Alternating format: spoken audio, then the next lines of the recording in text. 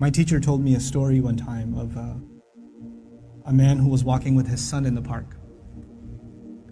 And they're walking together, and his son looked at a crow in a tree. And he said, "Baba, what's that?" It's like a 2-year-old kid. Baba said, "It's a crow." And he said, "Baba, what's that?" And he said, "It's a crow." "Oh, okay." "Baba, what's that?" "It's a crow." "Oh, a crow. What's that?" "It's a crow." It went on for 10 minutes. He asked him 30 times, he counted. Dad kept a score, and he put it in his little journal. "My son, today we were walking in the park, asked me about a crow 30 times. It was the cutest thing in the world." 30 years go by. The son is not 2, the son is 32. Father calls him, "Son, can I come over?" "Dad, it's not a good time right now." "Son, just bear with me. I just need like 10, 15 minutes. That's all I need. Just go for a drive. I need to talk to you about something." Whatever. You know what? Okay, fine. So he comes over, gets in the car, they go over, drive over to a park. "What's this about, Dad? Can you tell me quickly? I got things to do." "Just take a walk with me, son. It's okay." You take a walk. You see a crow in a tree. The dad says, "Son, what's that?" "Seriously, Father? It's a crow." "Oh, son, what's that?" "Is this a game? I have things to do, okay? It's a crow. You can't see, I just got you new glasses last month. Why is this happening to me? Dad, why are you so difficult? I don't understand what the problem is. Just tell me what you really want. I'm busy, okay?" The dad pulls out his journal.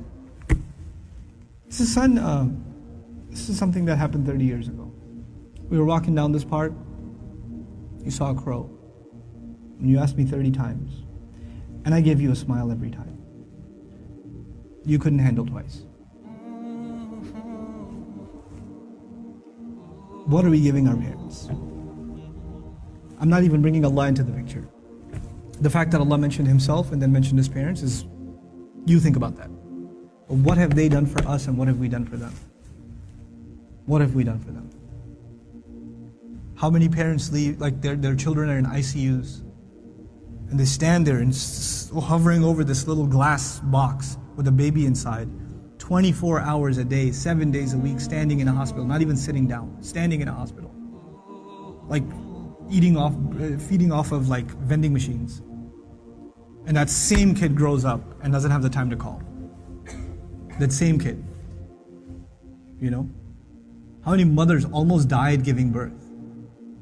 Almost died giving birth. And now it's so difficult to respond to her call. Or to just give her just a couple of minutes a day. Just let her feel a little important. You know how unfair that is, that you were the most important thing to them and they are so insignificant to you? How unfair that is? You know?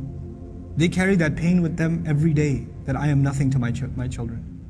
I mean nothing to them, I'm worthless to them. You know, they have no time for me. When something is worth something to you, it gets your time. Most of you at this age, you want to just get away from your parents. You just want to be with your friends. You want to be on your own. You just don't want to be with your parents. You know? That's, you develop this crooked habit now and it will only get worse over time. Our parents have very, very, very strong emotions. They're very protective of us. For them, you won't know this until you become a parent. For them, it doesn't matter when you turn 60, you're still their baby. They still remember changing your diaper. They still remember feeding you milk. They still remember burping you and cleaning up after you peed in the back seat. They still remember that. You don't remember that, they remember that. My son won't remember that. I was like, I gotta go. Then all of a sudden he stops complaining. I'm like, oh, time to roll down the windows.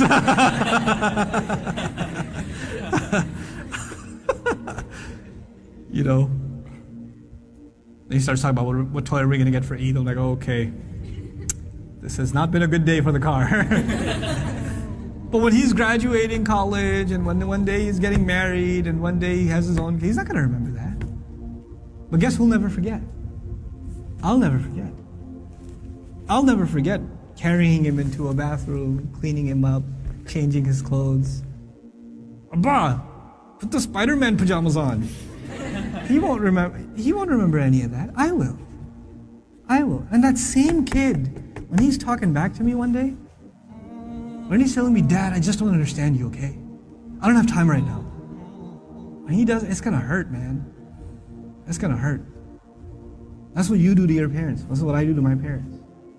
They were our life. They gave up their life for us. Our parents gave up careers for us. Our parents gave up vacations for us. Our parents gave up friends for us. You know that? I know that now. I didn't know that then. They had their entire life planned until you came along. And then you became their plan. You became everything. And you have the nerve. One thing doesn't go your way. You hear one thing you don't want to hear. You snap back at them. It says, we're not even talking about Islam right now.